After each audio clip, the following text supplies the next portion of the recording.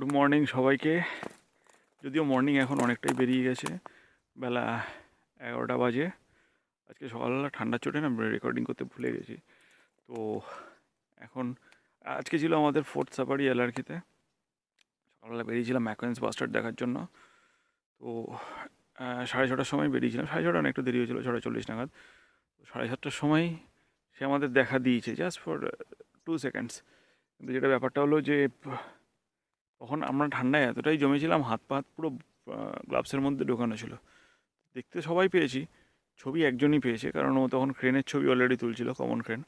তো ফটসে মেরে দিয়েছে, তো একটা এসেও গেছে ম্যাকমেন্স বাস্টার্ড। তো তারপর থেকে এখনও প্রায় 11টা বাজে, এতক্ষণ অবধি চেষ্টা করলাম, পা দেখা দেয়নি। ঠিক আছে, বাস্টার্ড তো খুব শাই টাইপের হয়, তো অনেকটাই ভিতরে থাকে। আর তার বদলে কিছুটা কম, মানে এখানের জন্য কমন আমার কাছে নতুন স্পিসিস বলতে পারো। স্প্যারো হক পেয়েছি, ইয়েলো ওয়াটার ল্যাপিং পেয়েছি, কিছু ক্রেস্টেড লাগছিল, অ্যাশিগান স্প্যারো লাগছিল, এগুলো পেয়েছি। মানে রেয়ার বা আনকমন নয়, কিন্তু পেয়ে গেছি এগুলো। ঠিক আছে, তো এখন গাড়ির চাকা চেঞ্জ হচ্ছে, চাকা হাওয়া বেরিয়ে গেছে। ঠিক আছে, তো এই রোদের মধ্যে বাঁচার জন্য এসে শেডের তলায় দাঁড়িয়েছি। এখন হোটেল ফেরত যাব, আবার সেকেন্ড হাফে আড়াইটা 3টে নাগাদ বেরোবো বাজানা ক্রিকের জন্য, যেখানে সেকেন্ড সাফারিটা হয়েছিল, মানে গতকাল সকালে। তো আজকে সেকেন্ড হাফে যাবো, ওখানে হ্যারিয়ার পাওয়ার সম্ভাবনা অনেক বেশি নাকি সেকেন্ড হাফে। তো যাবো। তো এখনকার মতো চলো, বাই বাই, আবার দুপুরবেলা দেখা হচ্ছে তোমাদের সাথে।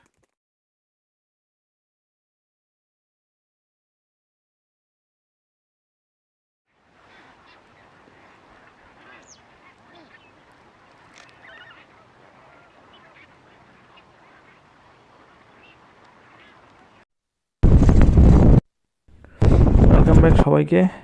বেরিয়ে পড়েছি আবার দুপুরের সাফারিতে। ঢুকেছি সেই বাদানা ক্রিক এন্ট্রি দিয়েই। এখন দুপুরবেলা, তো বলছে দুপুরবেলা র্যাপটার্স আর হ্যারিয়ারের পাওয়ার চান্স বেশি আছে। তো দেখি আমাদের কপালে কি কি আছে।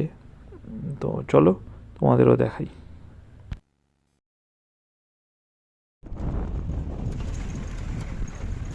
গাড়িটা থামিয়ে দিল দূরে একটা প্যালিড হ্যারিয়ার বসে আছে বলে।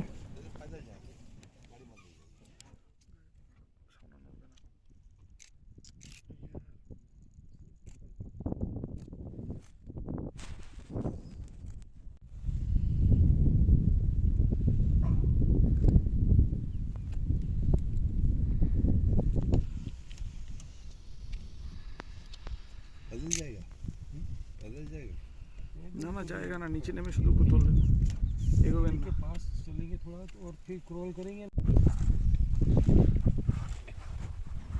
সব ক্রল করে এগাচ্ছে যাতে হ্যারিয়ারটা না উড়ে যায়।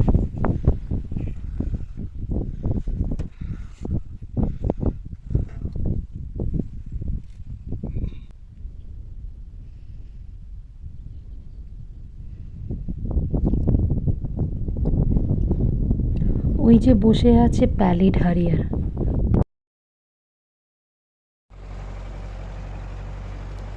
बात नहीं, इधर सीधा। প্যালিড হ্যারিয়ারের জন্য মারামারি করে এসে আমরা এই বসেছিলাম লেকের ধারে ফ্ল্যামিঙ্গোর ছবি তোলার জন্য। তো সেই সুযোগে ইকবাল ভাইয়ের গাড়ি নিয়ে এ চালাতে শুরু করেছে। ভিডিওটা করেছিল ইকবাল ভাই, আমরা ছিলাম লেকের ধারে। একবার তো আমাদের চাপাও দিতে এসেছিলো, আনফর্চুনেটলি সেই ভিডিওটা আমার কাছে নেই, তাহলে সেটা দেখিয়ে দিতাম। लेफ्ट घुमाइए, लेफ्ट लेफ्ट लेफ्ट।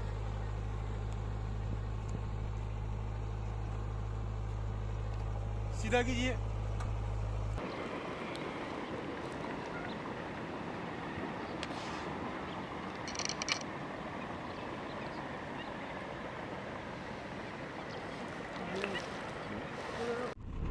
ফ্ল্যামিঙ্গোর ছবি তোলা হয়ে গেছে, এবার চলেছি আমরা ডেজার্ট ফক্সের ছবি তুলতে।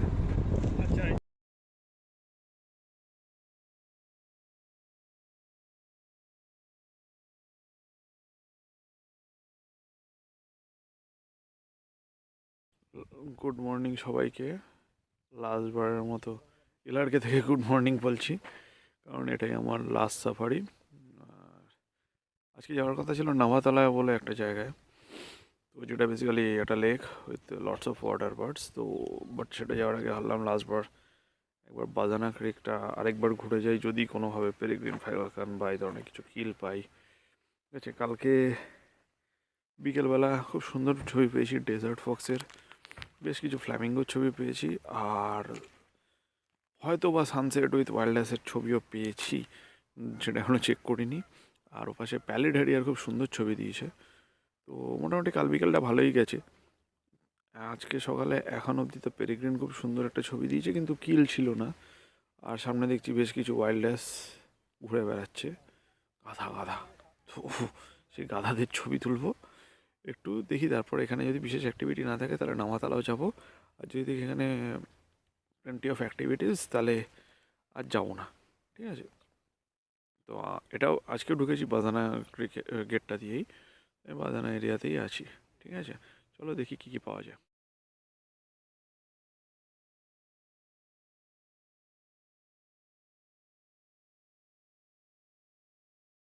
ওয়েলকাম ব্যাক সবাইকে। আজকের লাস্ট সাফারিটা করে ফিরলাম, অ্যাকচুয়ালি ফিরেছি কিছুক্ষণ আগে, জাস্ট টার্ন করে ফ্রেশ হয়ে তারপর এসছি ব্লগে। তো that was my 6th safari. তো 6 নম্বর সাফারিও শেষ। আজকে যাওয়ার কথা ছিল নায়াতালাও বলে একটা জায়গায়, বাট নায়াতালাও হচ্ছে একটা বড় লেক যেখানে প্রচুর মাইগ্রেটারি ওয়াটার বার্ডস থাকে। বাট আমরা দুটো কারণে ওখানে যাওয়া গেলাম না। তার কারণ হচ্ছে যে ওয়াটার বার্ডসগুলো থাকে মোস্টলি নর্দার্ন পিন্টেল, শবেলার, ইউরেশিয়ান ওইজিয়ান, আর ধরুন তোমার স্টিল্ট, ঠিক আছে, কিছু ফ্ল্যামিঙ্গোস বা সিমিলার টাইপ অফ যেগুলো যেগুলো মোস্টলি কমন মাইগ্রেটারি বার্ডস, ঠিক আছে, সেগুলো প্রচুর পরিমাণে আসে ঠিকই, কিন্তু সেগুলো আমাদের কাছে কাইন্ড অফ কিছু ছবি আছে, নতুন করে ছবি নিতে চাইনি। আর তার থেকে বড় যেটা আমরা মিস করছিলাম হচ্ছে কিছু কমন ক্রেন, তারপর ফ্যালকন উইথ কিল বা গাধার ছবি, এগুলো তোলা হয়নি। তো সেই জন্য আমরা এগেনস্ট মানে ডিসাইড করলাম এগেনস্ট নায়াতলাও আমরা সোজা গেলাম সেই বাজানা ক্রিক এরিয়াতেই। আজকে সকালে বাজানায় আমাদের এটা 3rd সাফারি হলো। ঠিক আছে, যেটা পেলাম হচ্ছে পেরিগ্রিনকে খুব সামনে থেকে পেয়েছি, বাট এগেন উইদাউট কিল। আর ওয়াইল্ড লাইফের কিছু ছবি পেয়েছি, কমন ক্রেনের ভালো ছবি পেয়েছি। এই মোটামুটি আজকে সকালের পাওনা। ও ডেফিনেটলি গ্রে ল্যাক গুজ পেয়েছি, সুন্দর ছবি। আর আমার বোকামার জন্য আমার একটা টার্গেট স্পিসিস ছিল পিনটেল স্যান্ডগ্রাউস, সেটা পাইনি, কারণ ও পাশে বসে জল খাচ্ছিল। আই থট কোনো ডাকের ফিমেল, শোবেলার বা এই ধরনের, তো আমি ওটাকে ইগনোর করেছি, তো পাইনি। তো বেসিক্যালি এবারের মতো সাফারি শেষ। তো জানি বড় হয়ে যাচ্ছে ব্লগটা, তো দুটো পার্টে করতে আমি বাধ্য হব। তো বাট স্টিল ওভারঅল এটা করে আমার মনে হয় একটা সামারি রিভিউ দেওয়া উচিত। ঠিক আছে, তো ফার্স্ট থিং ইজ আমি এখানে শুধু এই এলআরকেটাই বলি, কারণ যেহেতু দুটো পার্ট করছি, তো ফার্স্ট পার্টে আমি নাল সারোভারেরটা বলে দেবো। তো সেকেন্ড পার্টে এখানে আমার প্রথম সাজেশন হচ্ছে টার্গেট স্পেসিস। ঠিক আছে, আমার মতো যারা মানে আমার যেমন পার্সোনাল টার্গেট স্পেসিস যেমন ছিল কিছু রোজ স্টার্লিং, তারপর কমন ব্যাবলার্স, পিন্টেল স্যান্ডগ্রাউস, ঠিক আছে, ক্রেস্টেড লার্ক, এইগুলো কি হয়, এইগুলো না যারা গাইড তাদের কাছে টার্গেট স্পেসিস না। ঠিক আছে, তো কী হয়, যেমন প্রথম দিন যেটা হচ্ছিল শর্ট ইয়ার ডাউলের জন্য আমার যে গাইড ইকবাল ভাই, তো নিয়ে যাচ্ছে এবং মানে মরিয়ার চেষ্টা করেছে এবং পেয়েছিও, সেটা তো দেখেছো এই ছবিতে। তো চেষ্টা করছে, তার ফলে কী হয়েছে, পথে পিন্টেল সানগ্লাস পড়ে আছে, যে পিন্টেল বলছিলাম, সরি, চেস্টনাট বেল্টের সানগ্লাস ছিল বা ক্রেস্টেড লাগছিল, ও পরে করবো বলে বেরিয়ে গেছি। রোজি স্টার্লিংয়ের জন্য ওয়েট করছিলাম, বলছে রোজি স্টার্লিং পরে অনেক পার্চে পেয়ে যাবে, কিন্তু ফর্চুনেটলি আমি রোজি স্টার্লিংয়ের একটা ছবি ওই পার্চে আমি নিয়েছি। তারপর কিন্তু কোথাও স্টার্লিংয়ের ওই মারমারেশন ছাড়া কোনো পার্চে বসা বা এমনি ছবি পাইনি। সো সাজেশান সবার জন্য, গাইড তাদের টার্গেট স্পেসিস দেখানোর জন্য নিয়ে যাবি, তো তার আগে যদি নিজের কোনো টার্গেট থাকে সেটা যখন পাচ্ছ তুলে নেবে। ঠিক আছে, পরে পাবে কিনা কেউ জানে না, এটা বলে নাল সারোভার আমি দেখেছি, বলে ও উধার মিলেগা, কিন্তু পাওয়া যায় না। এখানেও বললে পরে করবো, কিন্তু পরে পাওয়া গেলেও সবসময় তুমি সব জায়গায় থাকো না। ঠিক আছে, যেমন স্যান্ডগ্রাউস আমি মিস করলাম। ঠিক আছে, আর হ্যাঁ, এটা তো গেল প্রথম কথা। সেকেন্ড কথা হচ্ছে রিগার্ডিং সাফারিস, ইকবাল ভাই possibly one of the best guide. ঠিক আছে, আমি এতজন গাইডের সাথে ঘুরেছি, এরকমভাবে ডেডিকেটেডলি কাউকে আমি দেখিনি। ঠিক আছে, যেভাবে শর্টিয়া ডাউল দেখিয়েছে বা সেকেন্ড দিন হায়না যেভাবে দেখিয়েছে, আমার মনে হয় না এভাবে আর কোনো গাইড দেখিয়েছে আমাকে এর আগে। ঠিক আছে, তো এর ডেডিকেশন নিয়ে কোনো প্রশ্ন নেই, এর এফোর্ট নিয়ে কোনো প্রশ্ন নেই। So absolutely happy with him. বা আমার কিছু স্পিসিস তো মিস আছেই ডেফিনেটলি, যেমন হ্যারিয়ার্স, কিছু পার্ট অফ টাইপ অফ হ্যারিয়ার্স, স্যান্ডগ্রাউস, এই ধরনের ইয়েগুলো। তো মেবি আমি আরেকবার হয়তো কখনো এলআরকে আসবো, বাট যদি আমি আসি definitely I will come with Iqbal ভাই। ঠিক আছে, এটা গেল সাফারির রিভিউ। আর অ্যাবাউট স্টে, আচ্ছা আমি প্রাইসিংটাও বলে দিই। আমি থাকছি এইখানে আছি আমি জানুয়ারি মাসে এসেছি, আমি ডেটটা ভুলে যাচ্ছি এখন, এবার দেখতে হবে আজকে কত তারিখ।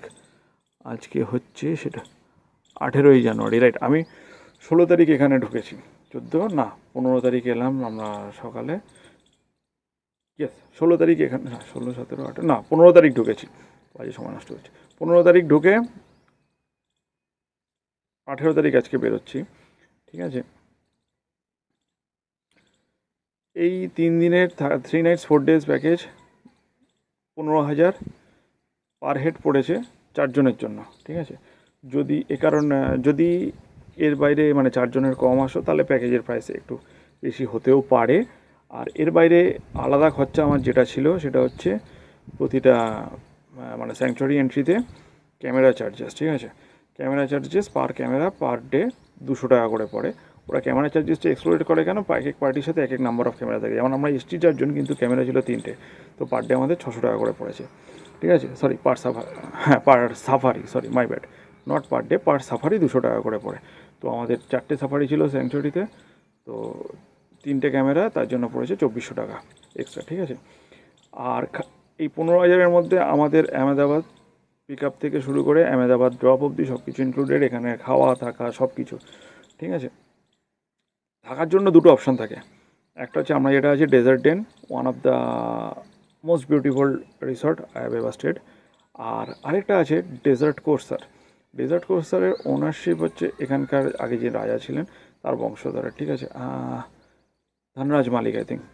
সো ডেজার্ট কোর্সারের ব্যাপারটা হচ্ছে ওটা না স্যাংচুয়ারি এরিয়ার একদম পাশেই বানানো রিসর্ট, কতগুলো আলাদা আলাদা সেপারেটেড মাড হাউস, একদম ওয়েল মেনটেন্ড এবং খুব ভালো রকম বন্দোবস্ত। আমরা গেছিলাম, এবং ওটা যেহেতু এক স্যাংচুয়ারির পাশে, ওখানে বার্ড অ্যাক্টিভিটি খুব বেশি রকম। আমরা যখন দেখতে গেছিলাম ওখানে মিনি ভেটস, প্রচুর টিয়া, প্রচুর ওয়াকটেল আসে, শুনলাম সন্ধেবেলা পর্কুপাইন আসে, প্যালেট স্কপসল পাওয়া যায়। তো সব মিলিয়ে ওই স্টেটাও তোমরা থাকতে পারো। ঠিক আছে, এবং ওখানে ডেফিনেটলি ননভেজ খাওয়ার সার্ভ করে। ঠিক আছে, এবং আমরা যখন ছিলাম কাপল অফ অস্ট্রেলিয়ান ওয়ারদের, 2জন ইংল্যান্ডের লোক ছিলেন, মানে কাপল ছিলেন। তো এটা মানে ফরেনারদের মধ্যেও চালু রিসর্ট, এবং ইকবাল ভাইও সেই, আর এই মানে ইকবাল ভাইয়ের প্যাকেজেও এই রিসর্টটা কিন্তু আছে। তো definitely you can come in any one of this two. ঠিক আছে, তো দ্যাটস অল অ্যাবাউট আমার এই ব্লগ এলআরকে আর নাল সরোবরের। এরপর আমরা আজকে বেরিয়ে যাবো হচ্ছে Greater Rann of Kutch. Greater Rann of কচ্ছের ব্লগটা আলাদা পার্টে আসবে। ঠিক আছে, তো wait for our next episode.